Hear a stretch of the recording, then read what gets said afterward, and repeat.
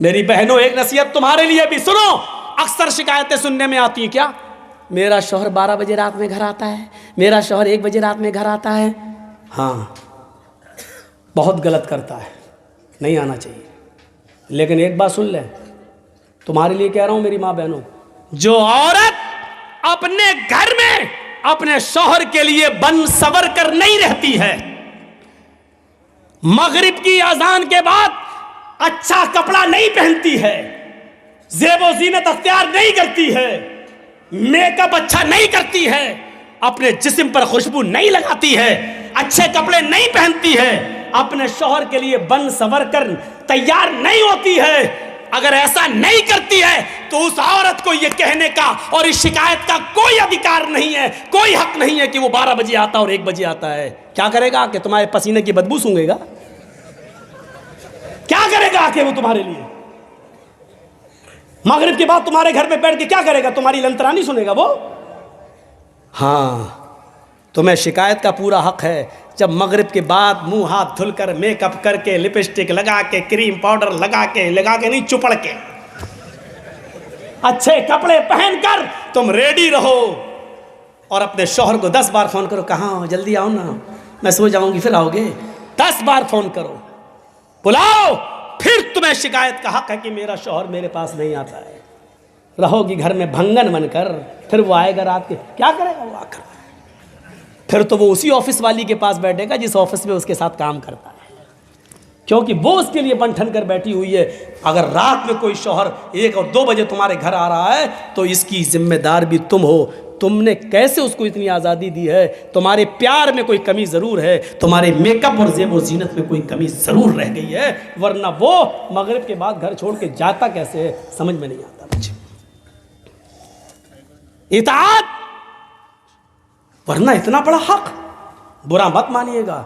अल्लाह के नबी सल्लल्लाहु अलैहि वसल्लम ने औरत को इतना हुक्म दिया है कि शौहर की इताअत इतना करेगी कि अगर शौहर अपनी बीवी को अपनी किसी ख़ास ज़रूरत के तहत बुला रहा है, दिन भर ऑफिस में काम करके थका हुआ आया है, उसने शादी इसलिए की है ताकि उसको सुकून हासिल हो ले, तस्कुनू इलैहा, तुम्हारी बीवियाँ तुम्हारी सुकून का ज़रिया हैं। जब बीवी से सुकून ही न मिले तो कहाँ जाए वो?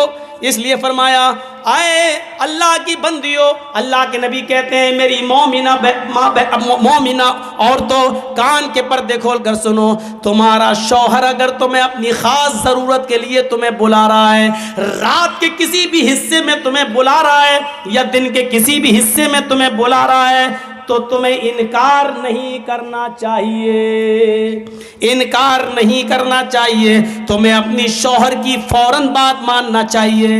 यहाँ तक कि अल्लाह के नबी ने कहा, अला क़तबिन, अगर तुम ऊँट के कजावे पर भी बैठी हो तब भी तुम्हें आना पड़ेगा। ऊँट का कजावा तुम्हें समझ में नहीं आएगा। अरब की औरतें जब डिलीवरी का वक्त करीब होता था, उनके बच्चे की पैदाइश का वक्त जब करीब होता था और बच्चा जन्ने का वक्त जब करीब होता था, तो वो दर्द से बचने के लिए ऊँट के कजावे पर बैठ जाती थी। और ऐसा बैठने का मकसद ये था कि बच्चा आसानी के साथ पैदा हो जाए और उनको दर्द ना हो। अल्लाह के नबी ने फरमाया, मेरी माँ बहनों, शौहर का इतना ख्याल रखा अल्लाह के नबी ने, उसको गलत रास्ते पे न जाने दिया जाए, इस पर तुम्हें इतना ख्याल रखना पड़ेगा। फरमाया कि अगर तुम ऊँटनी पर बैठी हो, तुम्हें डिलीवरी का वक्त करीब हो, तुम्हारे बच्चे की पैदाइश का वक्त करीब हो, तुम्हारी डिलीवरी का वक्त करीब क्यों ना हो, अगर ऐसे मौके पर भी वो तुम्हें बुला रहा है तो तुम्हें अपने शौहर के पास उस हाल में भी जाना पड़ेगा। हालांकि ये एक मकसद है बताने का, यानी इतना बड़ा मकाम है, लेकिन इतना बड़ा जालिम कोई शौहर नहीं होगा जो अपनी बीवी को इस हाल में बुलाएगा कि बच्चा पैदा होने वाला और हम इसको इस हाल। इतना जालिम नहीं होता कोई मर्द, इतना जालिम नहीं होता है। लेकिन एक मर्द की अहमियत बताई है कि देखो वो दिन भर थका मारा आया है, वो बाहर उसने हज़ारों किस्म की लड़कियों को देखा है, उसका दिल बहक भी सकता है, फिसल भी सकता है, इसलिए उसको सबसे ज़्यादा घर आने के बाद तुम्हारे सुकून की ज़रूरत है। सुनो मेरी, अल्लाह के नबी ने फरमाया, सुनो अल्लाह की बंदियो, तुम्हारा शौहर अगर तुम्हें इस हाल में बुलाता है कि तुम चूल्हे पर बैठी हो, रोटी पका रही हो, तब भी तुम्हें सब कुछ छोड़ के आना पड़ेगा। रोटी जलती है तो जल जाए, हांडी में गोश्त पकता है, जलता है तो जल जाए, जल्दी से गैस चूल्हा बंद करो और अपने शौहर के पास जाओ, फौरन तुम्हें उसका हुक्म मानना पड़ेगा। हालांकि इतना बड़ा जालिम भी कोई नहीं होगा जो ये कहेगा कि रोटी छोड़ के आ, इतना बड़ा जालिम भी कोई नहीं होगा। बताने का मकसद ये है कि वो जिस वक्त भी तुम्हारी ज़रूरत को महसूस करेगा, तुम्हें उसके पास जाना पड़ेगा।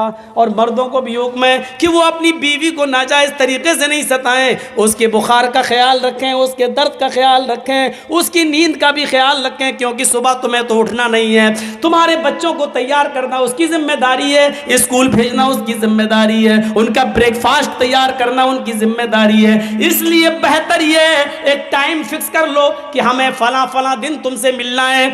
चलिए, ये कोई जरूरी नहीं है, इसमें तो मियाँ बीवी के हुकूक में ये कोई चीज नहीं होती। जब दोनों का मूड हो जाए तो आदमी आगे बढ़ ही जाता है। शरीयत में इसकी कोई मुमानियत नहीं है। लोग कहते हैं दिन में नहीं करना चाहिए, लड़का अंधा पैदा होगा। ये तुम अपने बाप दादा की हदीसें अपने पास रखो और अपनी जेब में रखो।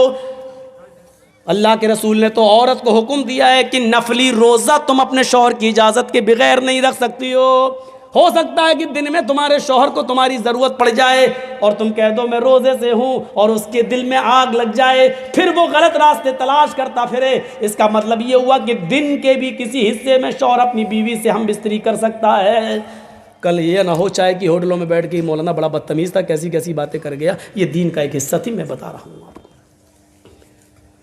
तो अताअत बा अल्लाह, अपने शौहर की